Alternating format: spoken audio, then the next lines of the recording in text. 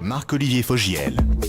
Forcément sur Europe 1. La personnalité du jour, une figure du syndicalisme français. Il a été secrétaire général de Force ouvrière de février 89 à février 2004, soit pendant 15 ans. Hier, un record a été battu. Les manifestants étaient plus nombreux dans la rue qu'en 95 et cette année-là, il était justement en tête du cortège. Marc Blondel est en ligne avec vous ce matin, Marc-Olivier. Bonjour Marc Blondel. Bonjour. Hier, vous étiez dans le cortège ou vous étiez chez vous ? Non, pas du tout. J'étais chez moi. J'ai pris par principe de ne pas participer aux manifestations à l'heure actuelle pendant l'activité pour des raisons diverses. La première étant que c'est à mon successeur de faire le boulot.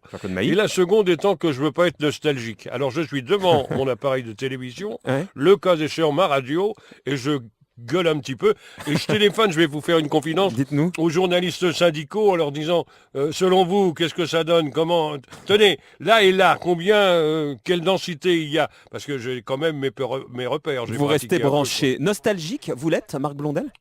Oui, bien entendu. On ne peut pas, quand on a été militant syndicaliste, rentrer à la maison et dire c'est terminé. On est obligé, on s'intéresse à la société, on veut voir comment elle évolue, et puis vous savez que j'ai d'autres engagements, alors tout ça se complète un petit peu, sinon je crois que je serais malade, quoi. Et quand vous voyez autant de monde hier, est-ce que c'est quoi ? C'est un sentiment de fierté pour vous, rebelle que vous êtes, ou alors vous vous dites finalement que vous n'avez pas fait avancer tellement la société avec vos colères, puisqu'on en est peut-être au même point ? C'est non pas un équilibre, mais un partage entre les deux choses. La première, c'est que je crois qu'aucune société n'est à son apogée et qu'il faut toujours la faire évoluer.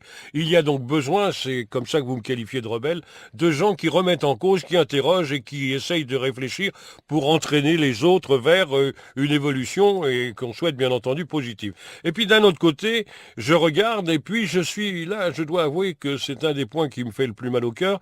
J'ai le sentiment que ce que nous avions gagné pendant 30 années de lutte est en train d'être remis en cause petit bout par petit bout et que c'est une véritable révision qu'on est en train de faire. Vous savez, cette réforme des retraites est un prétexte, ça n'est pas du tout les retraites qu'on est en train de réformer. On essaie de régler un autre problème, ça, c'est technique ça, mais enfin, on pourrait peut-être en parler 3 minutes.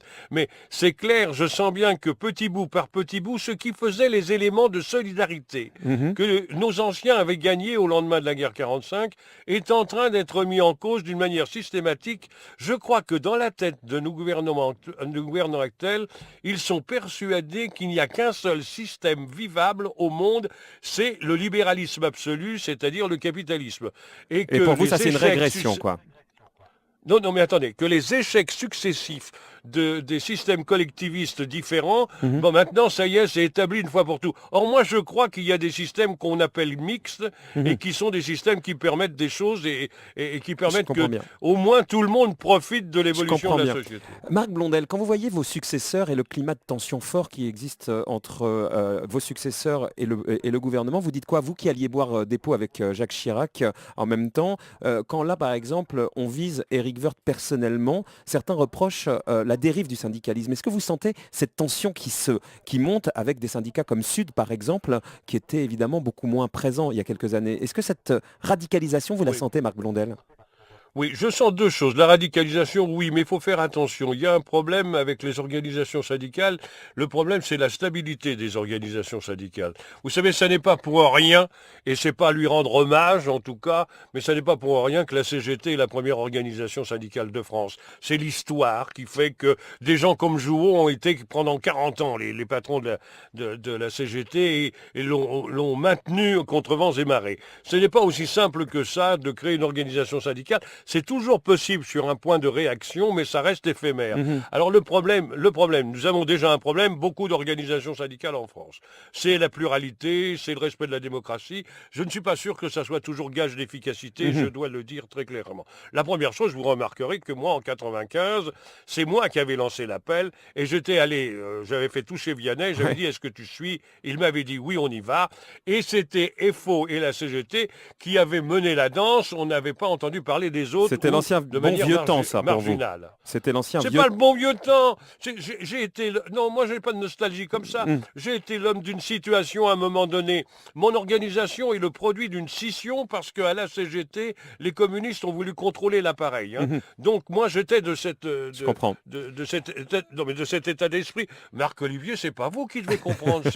C'est vos auditeurs. Mais ensemble, on les comprend, Marc Blondel. Sur l'actualité du jour, pour aussi avoir une réaction, on l'a dit tout à l'heure dans le journal, Marc Blondel, donc l'UMP est d'accord pour payer donc une partie de la facture à la mairie de Paris pour les emplois fictifs. Les emplois fictifs de la mairie de Paris... Non, je vais vous en parler, puisque vous étiez concerné, puisqu'à un moment donné, Jacques Chirac, justement, votre opposant avait payé votre chauffeur, tout ça a été remboursé. Non, pas mon chauffeur. On parlait d'un chauffeur... Mon garde du corps. Votre garde du corps, Marc Blondel. Et donc là-dessus, aujourd'hui, vous en pensez quoi de l'accord de l'UMP qui paye les emplois fictifs de Jacques Chirac, qui dit qu'en même temps, il n'y en avait pas, même s'il a payé votre garde du corps?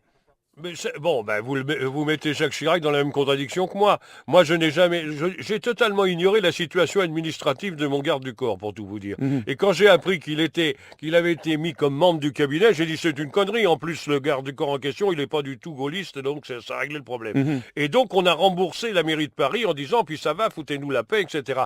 Mais je ferai remarquer tout simplement que moi, j'ai demandé à M. Chirac de me prendre un agent tout simplement parce que je ne voulais pas du flic. On voulait me mettre, comme Bergeron avait eu des problèmes, j'étais qualifié dans les personnes dites sensibles, ça c'est des jargons de renseignements généraux, et puis il voulait me foutre un flic qui me suivrait. Si le gars avait fait son boulot, tous les jours il aurait dit où je vais, où j'allais, etc. Je comprends bien, vous ne vouliez pas être fliqué. Mais aujourd'hui, donc cet accord entre l'UMP... Attends, laissez-moi terminer. Ah, mais répondez là-dessus, Marc Blondel, en même temps. Je vais répondre, Vous avez gardé de l'énergie. Et alors, donc, quand on a mis un terme à cette histoire, vous remarquerez quand même que c'était avant 95 et que si j'ai pas du tout été, comment dirais-je, que je n'ai pas eu à remercier Chirac, que je lui ai fait la grève de 95 avec les conséquences que ça a eu. Très bien, mais donc aujourd'hui, l'UMP qui paye pour Jacques Chirac, ça vous inspire quoi? Eh bien, moi, je trouve que la formule est intéressante dans la limite où ils ont complètement désintéressé la ville de Paris. Si c'est ça qu'ils font, tant mieux. Après le reste, c'est le plaisir de condamner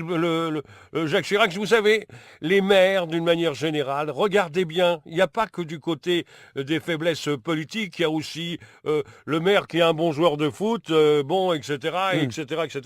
J'ai connu en son temps des joueurs de rugby qui étaient salariés d'EDF et qui étaient plus souvent sur le stade qu'au boulot, etc. C'est des choses qui existent dans différents endroits. Le problème est de savoir si c'est de la compromission ou pas. Il nous reste 30 secondes, Marc Blondel. Ah ben ça m'ennuie ça. J'aurais bien aimé que ça soit plus longtemps. On aurait pu parler sérieusement de... Mais on va parler sérieusement en 30 secondes de Nicolas Sarkozy. Vous qui avez bien fréquenté Jacques Chirac, vous pensez quoi de Nicolas Sarkozy? Je ne pense pas grand-chose du président de la République. J'ai eu à le côtoyer à différentes reprises quand il était ministre de l'Intérieur. J'ai tout fait pour qu'il ne me tutoie pas et je me suis débrouillé pour garder mes distances. Et maintenant, en tant que président de la Fédération nationale de la libre pensée, je lui demande un entretien, il ne répond pas. C'est donc clair. J'ai cru comprendre d'ailleurs que c'était partagé par M. Châtel qui a fait la grimace quand vous avez annoncé que c'était moi. Le retour. Alors le retour entre guillemets, s'il vous plaît, on met une croix dessus. Allez, merci Marc Blondel en tout cas d'être intervenu ce matin sur Europe 1 pour un retour de courte durée, mais toujours aussi efficace.